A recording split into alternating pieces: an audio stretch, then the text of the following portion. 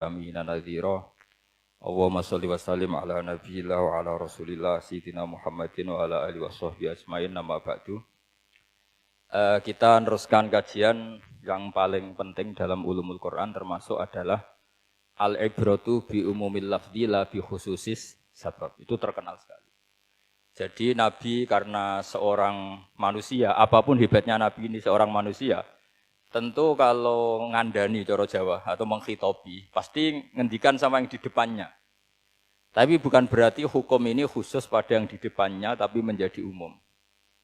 Kenapa menjadi umum? Ya karena kebaikan itu boleh dilakukan oleh siapa saja. Misalnya Rasulullah ngendikan sama Mu'ad, ya Mu'ad inni uhibbuka, fala tada'anna dubura kulli sholatin. Wa fi riwayatin faqul fi duburi kulli sholatin Allahumma a'inni ala zikrika wa syukrika wa husni ibadatik. Itu jelas kalimatnya Nabi, ya Mu'ad, saya mencintai kamu. Maka jangan pernah engkau tinggalkan setelah sholat, kamu membaca Allahumma a'inni ala zikrika wa syukrika wa husni ibadatik. Ya Allah, tolonglah kami supaya selalu mengingat engkau ala zikrika dan mensyukuri nikmat engkau, dan tolong kami selalu beribadah kepada engkau. Lalu kalau melihat asbabil wurud, kalau dalam ilmu hadis biasanya disebut asbabil wurud, kalau dalam ilmu Quran disebut asbabin nuzul, tentu yang didhawuhi itu ya Mu'ad. Tapi Anda tidak boleh begini, saya tidak wiridan itu, yang disuruh Nabi kan Mu'ad, saya kan tidak Mu'ad. Itu tidak boleh seperti itu. Makanya kita tidak boleh terlalu tekstual, karena tadi resikonya Anda tidak mengikuti kaidah al-ibratu bi umumil lafzi la bi khususi sabab. Sebab itu saya tadi di kantor rektorat ya Pak Ondas ya, bilang nanti untuk kajian yang di kantor rektorat pakai kitab Syajaratul Ma'arif, karena kitab itu juga yang sekarang dalam proses penerjemahan saya dengan Pak Quraisyab di PSK, yang di sini pakai kitab Itqon. Nanti mulai bulan depan, karena saya dipaksa untuk meneruskan. Ini sudah kayak Tuhan saja maksa-maksa. Itu pakai kitab Itqon. Nanti babnya tak kasih yang mendesak untuk diketahui. Termasuk apa? Al-ibratu bi umumil lafzi la bi khususi sabab. Sehingga di Quran misalnya begini, ada cerita begini. Nabi Isa itu bilang begini, saya ini siapa? Saya ini adalah orang, kata Nabi Isa, wa ja'alani mubarakan aynama kuntu. Saya adalah orang yang di mana-mana itu memberi berkah, memberi manfaat kepada siapa saja. Itu jelas tentang Nabi Isa. Tapi oleh ulama dikasih judul yang umum. Babu nafil ibad bikullil bilad. Bab bahwa seseorang harus bermanfaat hidup di mana saja, kapan saja. Meskipun itu Allah cerita tentang Nabi Isa. Tidak bisa kamu bilang itu kan Isa, saya kan tidak Isa. Tidak bisa seperti itu. Isa adalah ibaratun an ahlil khairi. Isa adalah figur orang baik. Tentu yang dilakukan baik. Tentu kebaikan boleh ditiru siapa saja. Jadi sehingga nanti pada akhirnya nama-nama yang disebut Allah di Quran itu kalau nama orang baik tentu kita boleh ikut. Paham ya? Kalau nama orang buruk tentu kita tidak boleh ikut. Ya gitu aturannya.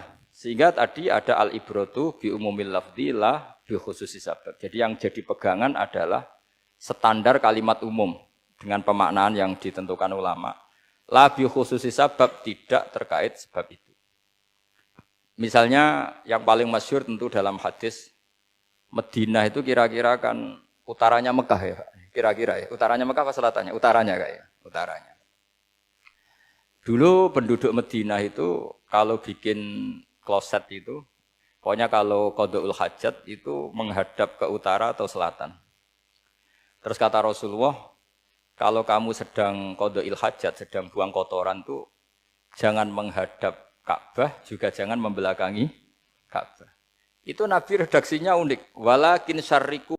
Artinya apa? Kata syarriku al-gharibu adalah binisbat di ahli Madinah. Karena orang Madinah posisinya di utara Mekah. Sehingga kalau menghadap utara atau selatan berarti menghadap Ka'bah atau membelakangi Ka'bah. Dan itu tidak boleh dalam proses qada'il hajat, masbuk kotoran. Terus Nabi memerintahkan menghadaplah ke barat atau ke timur. Nah, al-ibratu bi umumil lafzi la bi khususi sabab juga direvisi oleh ulama begini, kecuali sebab itu ada ilat. Maka kalau demikian yang dimenangkan ilatnya bukan tagnya. Saya ulang lagi, yang dimenangkan ilatnya bukan tagnya. Kayak tadi, di hadis itu kan Nabi ngintikan apa? Tetapi menghadaplah barat atau menghadap ke timur. Tentu orang Indonesia malah kalau itu kebalikannya. Orang Indonesia kalau ke barat atau ke timur kan malah menghadap Ka'bah atau membelakangi Ka'bah. Di sini pentingnya ijtihad. Dan ijtihad ini lazim, bukan harus Imam Syafi'i atau Imam Malik. Semua orang normal pasti tahu proporsi kalimat tadi. Karena ada aturan al-hukmu yaduru ma'ilatihi wujudan wa adaman. Begitu seterusnya. Ini penting saya utarakan. Sehingga ketika Rasulullah sedekah dengan dinar dikasihkan fakir miskin atau dirham dikasihkan fakir miskin, pikirannya ulama adalah sedekah dengan mata uang yang berlaku saat itu. Tidak selalu ditetapkan dinar atau dirham. Begitu juga ketika Rasulullah dulu zakat fitrah pakai susu kering atau pakai kurma atau pakai gandum. Ulama semua bilang yang penting kuti ahlil balad. Yang penting makanan pokok di negara itu. Dalam konteks Indonesia tentu apa? Beras. Ini penting saya utarakan karena tanpa mengkaji ulumul Quran seperti ini. Dan kita insya Allah bulan depan saya langsung bawa kitab Itqon. Di situ ada beberapa contoh. Harus seperti itu. Karena kalau tidak terikat sebab, itu nanti takutnya ayat umum menjadi liar. Misalnya begini, pernah ada aliran sesat dulu. Kebetulan di Jogja itu, saya lihat di TV. Entah salah kiainya, entah salah dosennya, entah salah siapa. Atau salah orangnya agak stres, tidak tahu saya. Semoga salah orangnya itu sholat menghadap ke 4 arah. Alasannya Allah nggak ada di mana-mana, ya sudah. Di barat, rakaat kedua ke utara, rakaat ketiga ke timur, rakaat keempat ke selatan. Itu uniknya itu, ngawurnya lah, bukan uniknya. Ngawurnya itu dalil fa'ena matuwallu fatamma wajhuwa. Kamu hadap kemana saja, di sana ada ridho Allah. Sehingga semua ulama ketika bikin kaidah al-ibratu bi'umumil lafzi la bi khususi sabab selalu menyertakan kecuali khususus sabab ini ada illatul hukmi. Maka itu enggak jadi. Kayak ayat tadi, kalau kamu pakai umumnya lafaz itu kan boleh sholat menghadap mana saja. Nah makanya Imam Syafi'i ketika ditanya, lalu ayat ini proporsinya gimana? Kata beliau, fis safar. Orang yang sedang di pesawat, mau sholat, tentu masuknya fatamma wajibah. Jadi dalam kondisi bepergian, yang kita ingin sholat, maka pakainya ayat seperti itu. Tapi kalau kondisi nomar, fawal liwajaka syatral masjidil haram. Jadi makanya ini penting ngaji ulumul Quran. Kita tidak bisa hanya megang terjemah atau megang apa, kemudian kita fatwa atas nama Quran dan hadis. Sehingga dulu syaratnya memang ketat, harus hafal Quran, hafal hadis, menguasai usul fikih, menguasai macam-macam. Karena tanpa itu memang tidak bisa. Sampai Ibnu Abbas ngendikan, kamu jangan pernah fatwa pakai Quran. Fa inna lahu wujuhan katsirah, karena Quran punya sisi yang banyak. Walakin hajuhum bisunnah. Kalau kamu adu hujjah, pakailah sunnah Rasulullah SAW. Karena di situ penjelasan Quran. Misalnya tadi Rasulullah ketika kondisi normal pasti sholat menghadap Ka'bah. Jadi kalau bepergian nanti unta, kata riwayat-riwayat, ainama tawajjahat bihi rakhilatuh, kemana saja posisi unta menghadap. Terus ada ulama yang berpendapat itu khusus sholat sunat. Kalau sholat fardu dalam kondisi ada punya mobil harus berhenti. Ini madzhab Syafi'i. Sehingga misalnya saya, Pak Harsoyo, Pak On, bawa kijang, mobilnya sendiri. Kalau sholat fardu jangan mentang-mentang pakai kendaraan terus menghadap sekenanya. Kalau mau ke Banyuwangi berarti menghadap ke timur. Itu yang boleh hanya sholat sunat. Kalau sholat fardu harus berhenti. Karena kijang ini dalam kendali Anda. Kecuali dalam surah yang kendaraannya tidak dalam kendali Anda. Misalnya kita naik pesawat. Jadi harus dibedakan. Jangan mentang-mentang Nabi sholat di onta kemana saja menghadap. Tapi konteksnya kan onta ini, cara berpikir onta ini dalam kendali Nabi. Tapi kalau pesawat kan tidak. Jelas ya? Jadi makanya ini pentingnya proporsional. Jadi kalau kita naik kijang misalnya mau ke Banyuwangi, kalau waktu duhur ingin sholat ya harus berhenti. Karena yang aina matawat jahat bihi rokhilatuh, kemana saja kendaraan membawa kita, itu dalam konteks sholat apa? Sunnah. Jadi ini pentingnya ulama. Ini yang dikatakan al-ulama warasatul anbiya. Karena sanad ini musalsal, terurut sampai Rasulullah SAW. Terus ada lagi ayat umum yang akhirnya jadi judul umum. Misalnya begini. Kita tahu cerita Nabi Khidir, di antara ceritanya ada satu kampung itu pelit. Makanya orang pelit itu wajib didendami. Karena Nabi pun itu baik-baiknya orang. Kalau sama orang pelit tetap dendam. Karena buruk-buruknya orang itu orang pelit. Tahu kan alamatnya orang pelit? Qoribun minan nar. Ya dekat-dekat neraka itu. Karena al-bakhil qoribun minan nar ba'idun minal jannah. Jadi kalau sama tanya alamatnya ya dekat-dekat neraka. Singkat cerita Nabi Musa dan Nabi Khidir itu kecapean sekali masuk satu kampung. Karena saking kecapean lapar minta kampung itu menyediakan makanan. Istatama itu mereka minta makan, saking laparnya, saking karena di perjalanan yang melelahkan. Istatama ahla fa'abau ayyudayyifuhuma. Tapi kampung situ kampung pelit. Jika semuanya tidak mau yang ngasih apa? Makan. Tapi pas mau keluar dari kampung, ada tembok, ada kayak prasasti itu, yang mau roboh. Yang dendam sama orang Meditnya agak sunat. Karena Nabi Musa juga marah sama Nabi Khidir. Orang kayak kampung kayak begitu pelit kok temboknya apa rusak kamu benahin gitu. Terus Nabi Khidir menjawab, wa amal jidaru fakana lulamaini yatimaini fil madinati wa kana tahtahu kanzul lahuma wa kana abuhuma sholihah. Begini komisi biadil mukminin. Bab kita memuliakan anak-anak orang soleh. Sehingga dalam adat kita menghormati Habib, menghormati Gus, menghormati anak pahlawan, menghormati orang-orang yang dulu berjuang kepada untuk Indonesia. Karena di antara yang dipertimbangkan Nabi Khidir adalah wa kana abuhuma sholihah. Tentu kita menghormati putra-putri yang dulu mendirikan UII, macam-macam.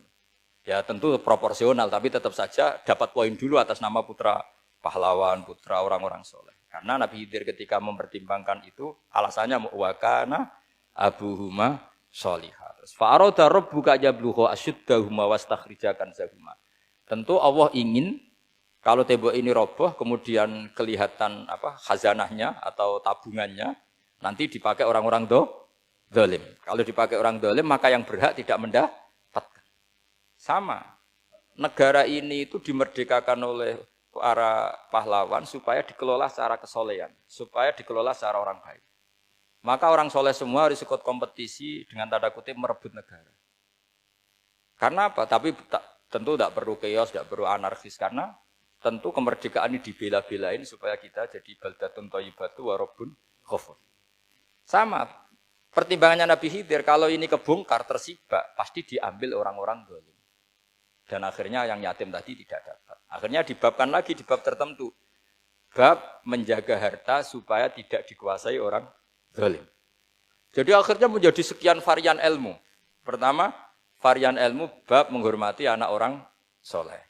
Terus bab supaya harta ini tidak dikuasai orang zalim dan seterusnya dan. Nah, saya harapkan nanti dengan ulumul Quran kitab Itqan itu nanti aturan-aturan seperti itu tertanam pada Anda.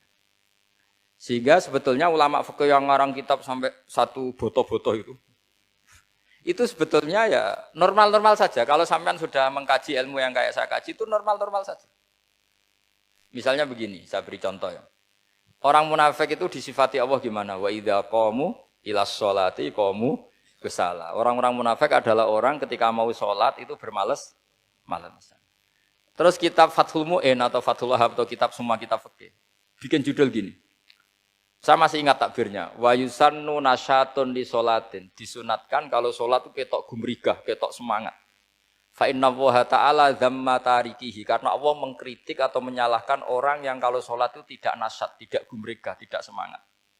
Mergo seperti itu adalah fi'lul munafikin. Perilakunya orang munafik. Terus ditulis wa idza qamu ilas sholati qamu kusala. Artinya di situ Allah mengkritik orang munafik. Kenapa? Karena kalau sholat malas-malesan. Anda ingin bersifat kayak orang munafik apa bersifat kayak Rasulullah? Tentu ingin seperti Rasulullah. Kalau ingin seperti Rasulullah ya wasari'u ila maghfiratim mir rabbikum. Kalau ada kebaikan harus cepat-cepat, harus disegerakan. Nah, sehingga nanti babnya ya sudah tidak tentang orang munafik. Babnya begini. Babul musara'ah ilal khairat wa tarkil kasli. Bab bergesa-gesa atau bergegas dalam kebaikan dan meninggalkan malas. Jadi tidak lagi tentang sholat, tapi tentang kebaikan apa saja. Jadi kalau kamu punya hutang bisa nyaur jam 7, nyaur jam 9 pasti disalahkan Allah. Karena bisa saja dalam 2 jam ini kita mati. Paham ya? Begitu juga kalau kita sholat bisa awal waktu, kenapa tidak awal waktu. Meskipun akhir waktu ya dibolehkan. Itu ya tadi babnya ya tentang wa idza qamu orang munafik itu ya seperti itu. Akhirnya apa? Ayat ini turun tentang orang munafik tapi pemaknaannya umum. Ini disaksikan apa? Orang-orang tua kita ini ada Pak Ersoya, ada Pak On. Pemahaman ini harus dikawal dan ini tradisi ulama. Saya pastikan di pondok-pondok atau di Al-Azhar di mana saja, itqan itu dipakai disertasi doktor. Jadi kalau betul nanti kita mengkaji itu sudah doktor semua, doktor tafsir semua. Dadaan maksudnya. Memang itu mau tidak mau dan itu mudah sekali. Saya ulang lagi itu mudah sekali. Kenapa kata Imam Syafi'i fa innal uqula mutarratun ila qabril haqqi karena akal itu dipaksa untuk menerima kebenaran.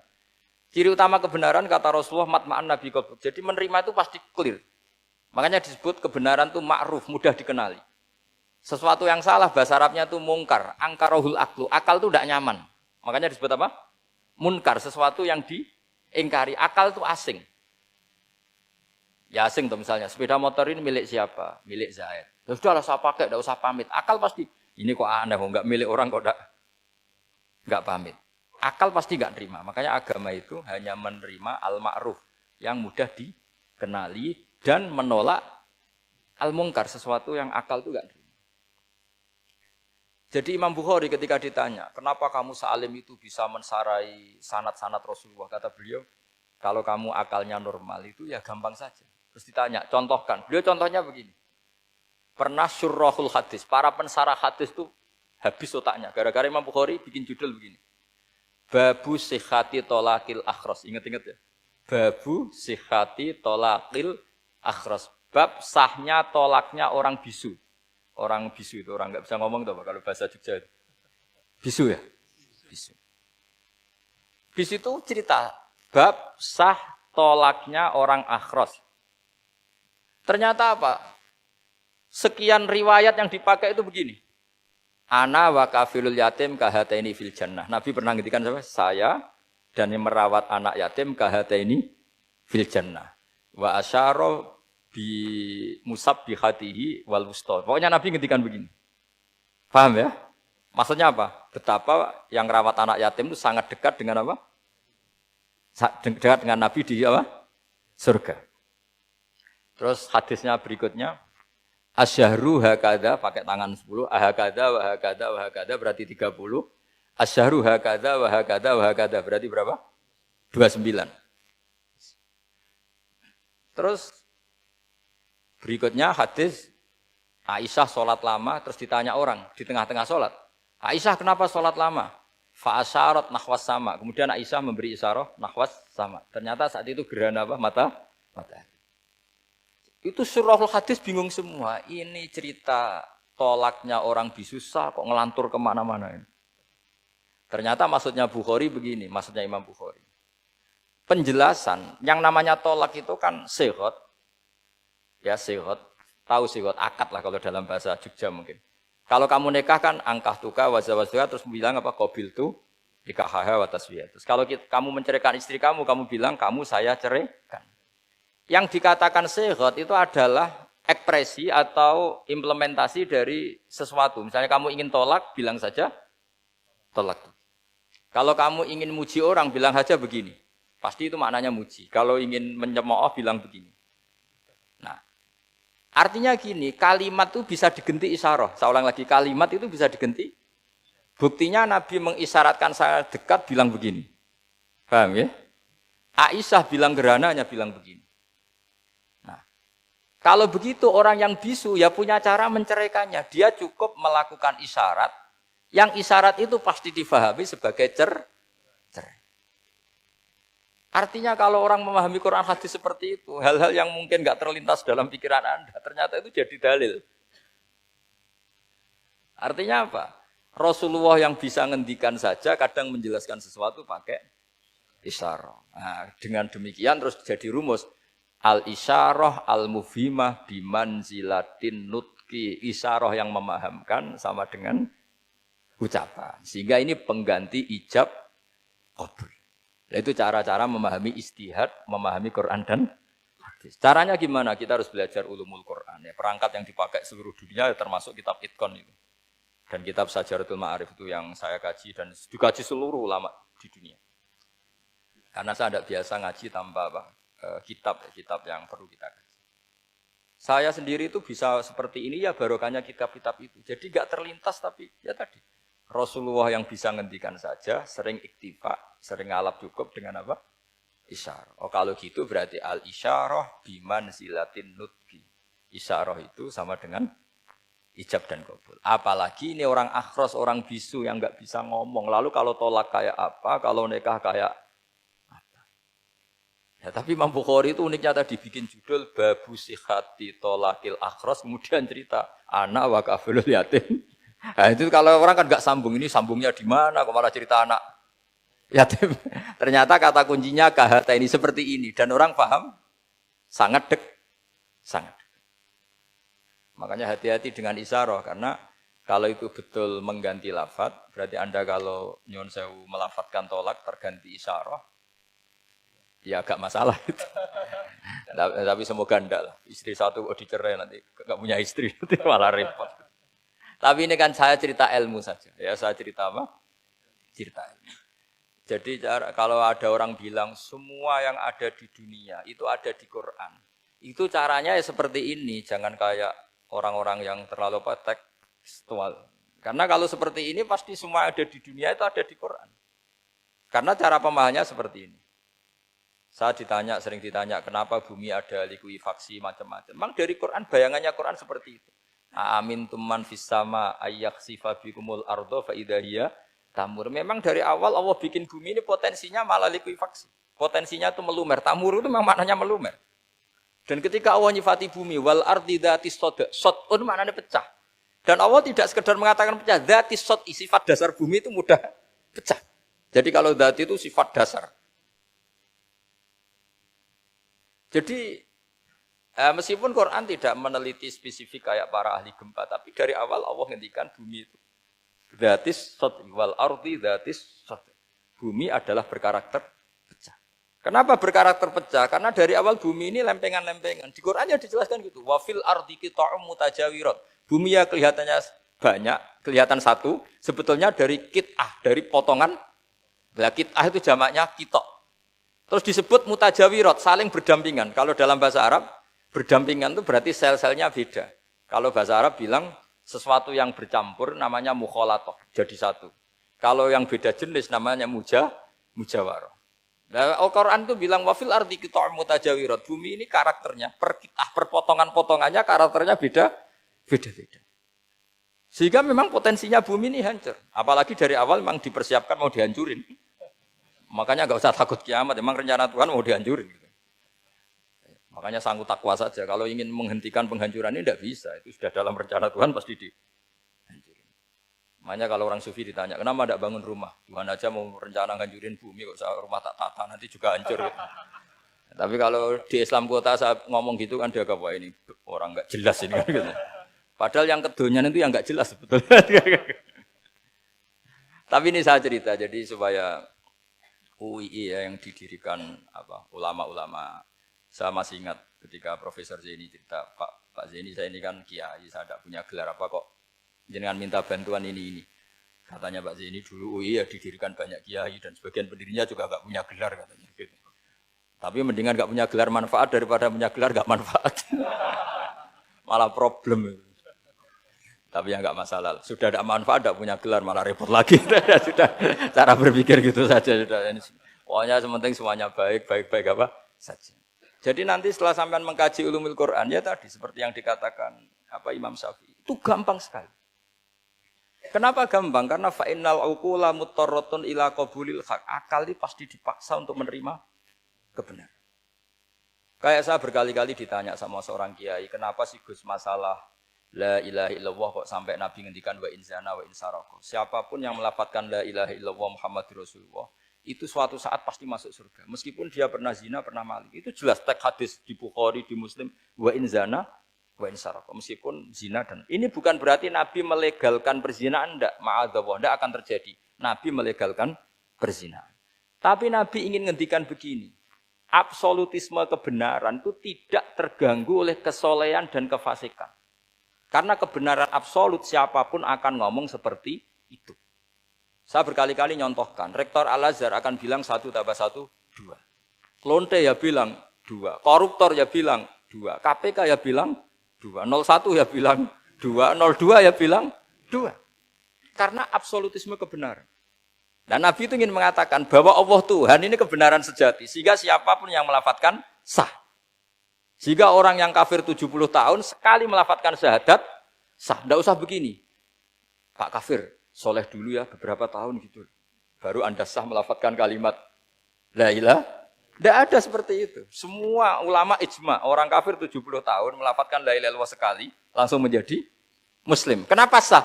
Kebenaran absolut tidak bersyarat kesolehan maupun kefasikan. Ya kayak tadi, orang bilang 1 tambah 1 harus profesor apa anak TK boleh? Jangan mentang-mentang profesor, doktor, rektor, UGM atau UI. Tadi anak kecil bilang berapa 1 tambah 1? 2. Sudah aku tak bilang 4. Tidak bisa. Kebenaran absolut itu orang akan sepakat. Nah, Quran itu termasuk kebenarannya absolut. Maka harusnya siapapun bisa memahami Quran. Termasuk orang yang sebelum Islam. Sekarang saya tanya ke sampean, ketika Umar masuk Islam karena dengar Quran itu dulu dengarnya apa dulu Islamnya? Dulu dengarnya dan dia paham. Wa ma huwa min kalamil basar, ini tidak mungkin omongan manusia seindah ini. Karena mudah difahami Quran. Nah sekarang enggak, karena ada sistem akademik. Itu terus orang macam-macam urutannya. Jadi repot sekarang. Kalau kata tafsir At-Tabari lebih ekstrim lagi. Itla yuqalu masalan ifham bima la aqlalak. Jadi orang-orang kafir ini kan, orang-orang kafir Mekah ini kan Rasulullah jadi nabi ini kan semua orang masih kafir. Enggak ada mahasiswa UI, enggak ada orang NU, enggak ada orang Muhammadiyah. Semuanya orang kafir, semuanya masih kafir. Terus Nabi membawa Quran, maka khitab pertama itu bukan ya Yuhan Nahdiyun, ya Yuhal Muhammadiyun. Khitab pertama kul ya Yuhal kafirun, karena pendengarnya semuanya kafir. Dan itu mereka paham. Tapi nanti soal hidayat nomor 2, tapi mereka itu yang jelas paham. Sehingga banyak orang kafir yang menjadi muslim karena mendengar Al-Quran. Jadi ini penting diketahui karena kebenaran itu milik siapa saja dan akan mudah difahami. Kayak tadi, kalau 1 tambah 1, 2 itu rektor ya bilang 2, anak TK ya bilang 2, musuh kamu ya bilang 2, kamu atas nama sentimen dengan musuh pun tetap bilang. Nah di sini kadang Nabi ngendikan mangqala la ilaha illallah dakhalal jannah wa in zana wa in saraka. Proporsinya seperti itu, bukan berarti Nabi melegalkan zina, bahwa kalimat ini kalimat yang kebenarannya absolut sehingga siapapun sah mengatakan itu, meyakini itu meskipun punya masa lalu seperti itu. Jadi jangan salah makna terus Nabi melegalkan, tidak sama sekali. Jadi saya mohon ini jadikan satu ilmu. Bahwa ilmu adalah tetap apa? Ilmu. Sehingga ada ayat kulil ladzina kafaru iyantahu yughfar lahum ma qad salam. Katakan kepada orang-orang kafir sekali menghentikan kekafirannya yughfar lahum ma qad salam. Maka kekafiran di masa lalu dianggap hilang dan dia hanya dengan status yang sekarang yaitu seorang mukmin. Karena dia disahkan melafadzkan la ilaha illallah. Makanya pernah ada cerita, ini penting saya utarakan ke jenengan. Ada orang kumpul kebo, singkat cerita, kumpul kebo lelaki sama perempuan. Suatu saat Nabi dikasih tahu sama tetangganya, ya Rasulullah, orang yang biasa kumpul kebo itu sekarang sudah nikah. Jawabannya Nabi unik. Alhamdulillah, kira-kira gitu kalau bahasa Indonesia, qad kharaja min sifahin ila nikahin. Dia sudah keluar dari tradisi zina, sekarang dia sudah dengan kehormatan nikah. Maksudnya gini, kalau malam Senin dia belum nikah, kumpulnya kan masih kumpul kebo, bertahun-tahun. Gitu. Paginya dia nikah, malamnya kumpul, sudah kumpul sunnah, karena sudah nikah. Jadi tak sama seperti tadi. Kalau dia belum melafadzkan kalimat tauhid, ya statusnya dia kafir. Sekali melakukan kalimat tauhid, ya statusnya dia muslim atau mukmin. Sama. Ketika hubungan intim tanpa nikah namanya sifah perzinaan. Sekali nikah ya namanya sunnah. Jadi semudah itu. Dan Nabi tidak tanya macam-macam. Mau ngendikan qad kharaja min sifahin ila nikahin. Sudah keluar dari tradisi sifah menuju nikah. Pertanyaannya gini, kenapa enggak disyaratkan ini itu untuk nikahnya? Misalnya macam-macam. Ya sebetulnya syarat itu pasti ada, cuma begini loh. Orang yang ingin menghentikan keburukannya harus kamu katakan sah sekarang juga. Karena kita mengesahkan penghentian keburukan. Jangan lalu orang yang mau tobat malah dipersulit. Jadi misalnya, la ilaha illallah, kamu belajar makhraj dulu. Bilangnya lah benar. Belajar bahasa Arab dulu. Ya kacau.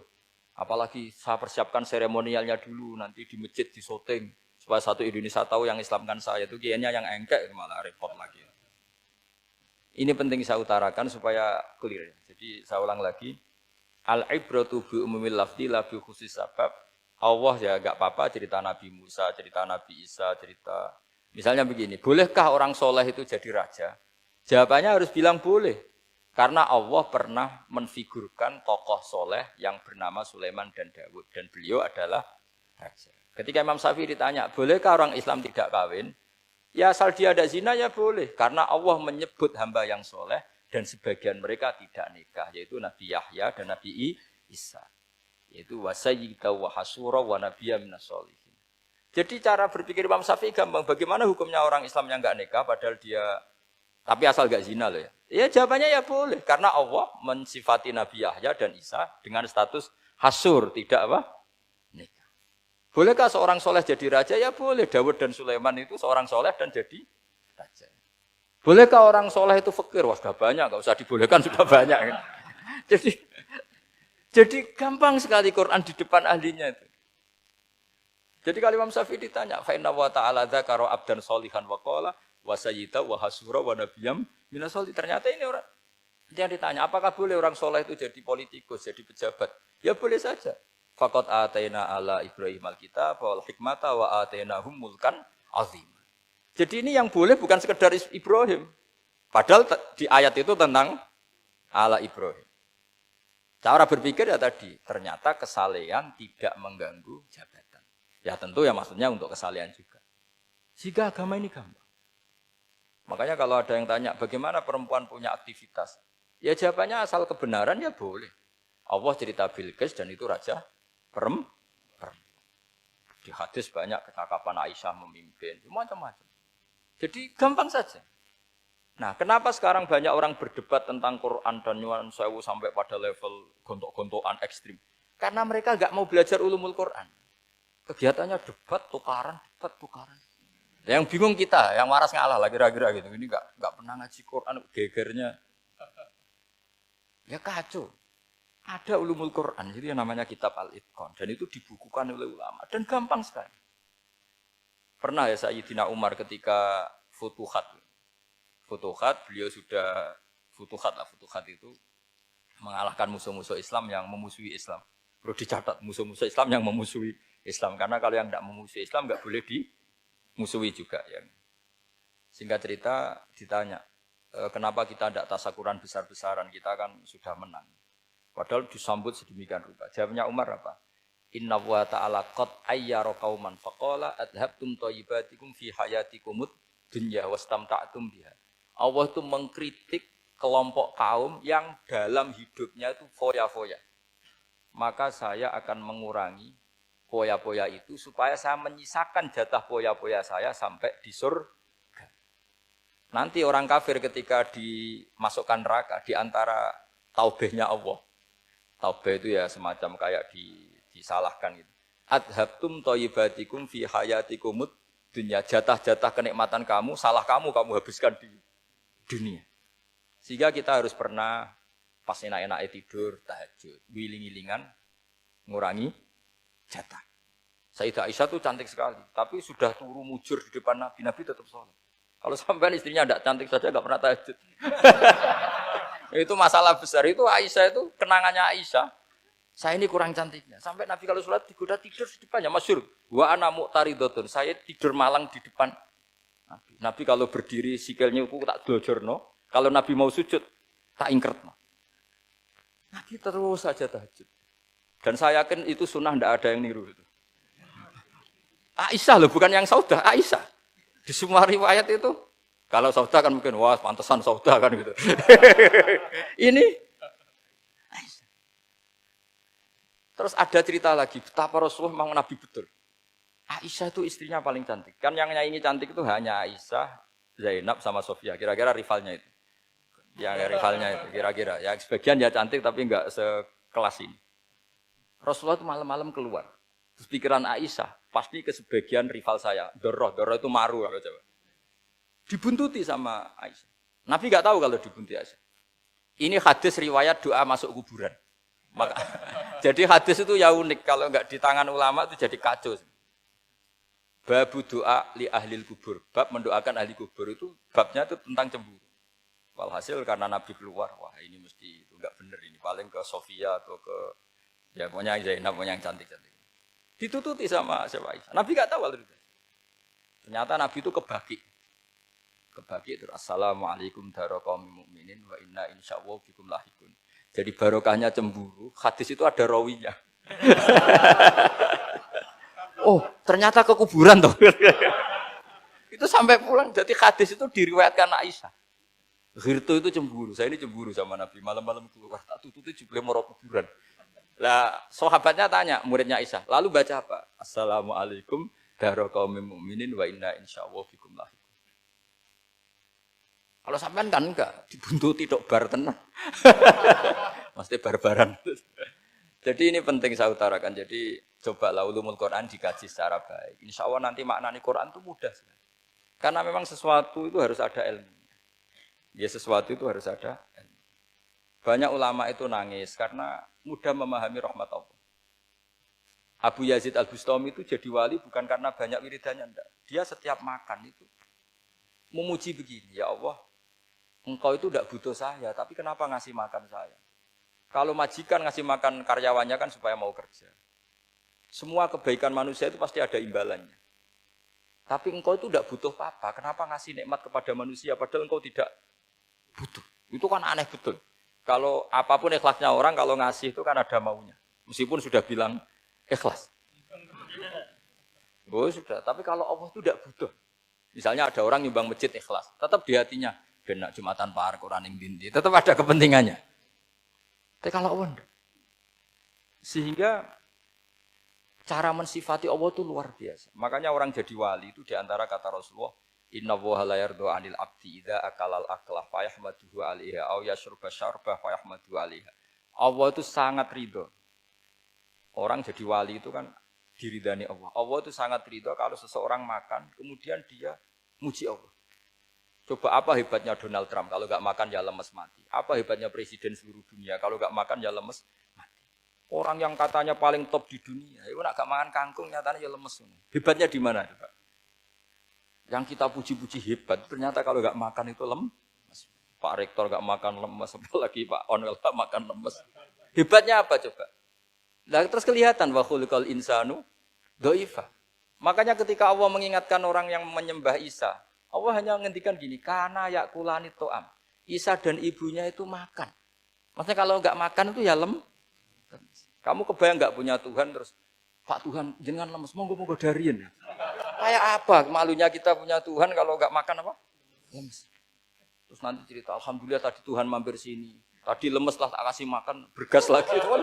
Makanya uang kritiknya mesti sederhana. Karena ya gula to'am. Kok kamu Tuhan kan gimana? Ini kalau nggak makan itu. Tapi kita sering keliru mengatakan Presiden Amerika itu superpower hebat. Hebatnya di mana seorang manusia? Kalau nggak makan ya. Ini makanya Allah ngendikan wa khuliqal insanu dhaif. Sehingga banyak para wali itu dekat Allah ketika makan. Bukan apa-apa karena tadi makannya itu enggak kayak sampai ana makan banyak lahap segala-galanya udah gitu. Itu enggak setiap makan ya Allah betapa lemahnya saya. Yang katanya rektor, yang katanya profesor, katanya orang alim kiai, katanya pengurus NU, pengurus Muhammadiyah, ternyata kalau enggak makan lemes. Kerennya di mana lemes? Sehingga terus tawadu, terus macam-macam. Jadi ini penting. Jadi Allah mengingatkan manusia itu dengan makan tadi. Makanya Nabi Rasulullah ngendikan Allah itu sangat ridho seseorang yang setiap makan muji Allah. Tapi sekarang orang makan itu banyak yang enggak menjiwai. Karena ada aturannya sebetulnya, ngunyahnya sampai sekian kali. Ya, tapi sekarang kan sudah ada seperti itu. Makanya sekarang wali sudah enggak banyak. Pendaftarnya juga sudah ada banyak. Apalagi orang-orang intelek itu sudah enggak tertarik daftar wali. Memangnya kalau sudah jadi wali dapat uang, malah repot lagi kalau seperti itu. Tapi ini saya cerita orisinilnya ilmu Quran. Ketika Allah mengkritik Isa itu hanya ketika dituhankan maksudnya. Itu hanya dengan kalimat kana yakulani tu'am Isa dan ibunya sama-sama makan. Dan ketika Allah memuja Rasulullah SAW dan para nabi, itu pujaannya itu aneh. Wa ma arsalna qablaka minal mursalin illa innahum la yakuluna tu'ama wa yamshuna fil aswaq. Saya tidak pernah menugaskan para rasul kecuali mereka itu ya makan dan jalan-jalan di pasar. Saya sampai sekarang hampir tiap minggu itu jalan-jalan ke pasar sama anak saya. Meskipun saya di Rembang Betul Gede itu tetap biasa jalan-jalan ke pasar. Karena apa? Kata Rasulullah Muhammad, Isa itu sampai dituhankan, itu gara-gara jarang makan. Terus orang memitoskan macam-macam. Rasulullah itu kalau makan itu di depan umum, sering di luar rumah. Supaya kelihatan kalau beliau itu manusia. Jadi makannya Nabi adalah nafyun li uluhiyati. Perlu dicatat Nabi Muhammad jadi Nabi setelah dengan tanda kutip tragedi Isa dituhankan. Karena Rasulullah jadi Nabi setelah tragedi Isa dituhankan, maka sisi manusianya itu diperlihatkan. Sampai kalau makan tuh di depan umum. Tapi enggak marung di KFC, enggak ada riwayatnya itu. Di depan umum. Nah, karena kepentingannya itu sehingga makannya Nabi ini ibadah yang luar biasa. Karena menunjukkan sisi kemanusiaan yang akan aman, tidak akan dituhankan. Paham ya? Sama, seperti kita misalnya kiai atau pejabat.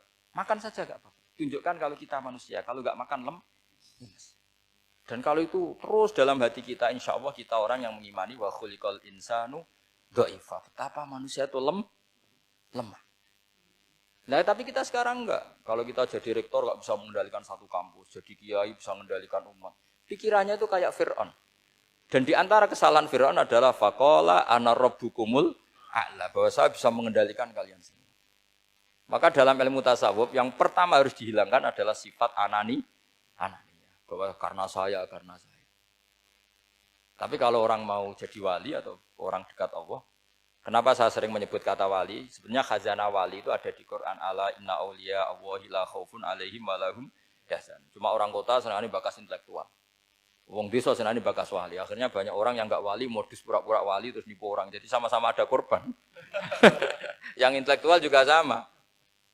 Seakan-akan lebih intelek dibanding wali ini. Makanya saya supaya bahasa intelektual ya ada di Quran, maksudnya terjemahannya ada, bahasa wali juga apa? Ada. Dan kadang orang jadi wali itu melakukan hal-hal yang kecil. Yaitu merasa doif saat apa? Makan. Merasa doif saat makan. Karena tadi paling mudah menafikan ketuhanan seseorang adalah nyatanya kalau nggak makan lemes. Paling mudah mendoifkan manusia yang katanya presiden superpower pun kalau nggak makan lemes. Apa artinya kehebatan manusia yang sehatnya bergantung nasi satu mangkok? Kerennya di mana coba? Presiden kondang bisa pengaruh seluruh dunia. Jajalnya gak mangan sedino. Lemes. Berarti hadar rojul lelaki ini bergantung satu mangkok nasi. Hebatnya di mana juga? Makanya ada seorang raja angkuh datang ke seorang ulama. Saya raja bisa mengendalikan dunia. Kata ulama, tanya gini. Andaikan kamu tidak bisa minum, kemudian harus bisa minum kalau orang menukarkan kerajaan kamu. Kamu boleh minum, asal kamu tidak jadi raja. Apa kamu kasihkan kerajaan kamu ketika kamu harus minum dengan cara seperti itu? Misalnya di tengah belantara, kalau di Arab kan sering ada apa? Sahara itu ada padang pasir.